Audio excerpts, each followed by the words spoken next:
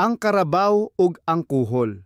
Usa ka init kaayo nga adlaw, sa dihang ang kalabaw miadto sa suba aron maligo, nasugatan niya ang usa ka kabhang ug nagsugod sila sa pag-istoryahanay. Hinay kaayo ka, matod sa kabaw sa kabhang.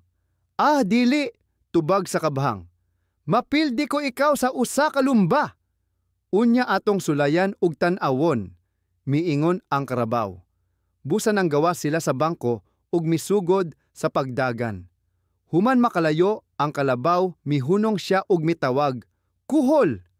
Ug ang laing kabhang nga nahimutang sa daplin sa suba mitubag, "Aniya ako." Unya ang karabaw nga naghunahuna nga maora kadto, ang kabhang nga iyang gilumbaan midagan. Sa kadugayan mihunong siya pag-usab ug mitawag, "Kuhol!" Usa pa ka kabhang mitubag, "Aniya ako." Natingala ang kabaw kay makaapas kanya ang kabhang. Apan nagpadayon siya sa pagdagan, ug sa matag higayon nga muhunong siya sa pagtawag, lain nga kabhang ang mitubag kaniya.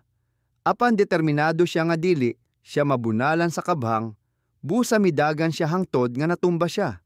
Ang karabaw ug ang kuhol.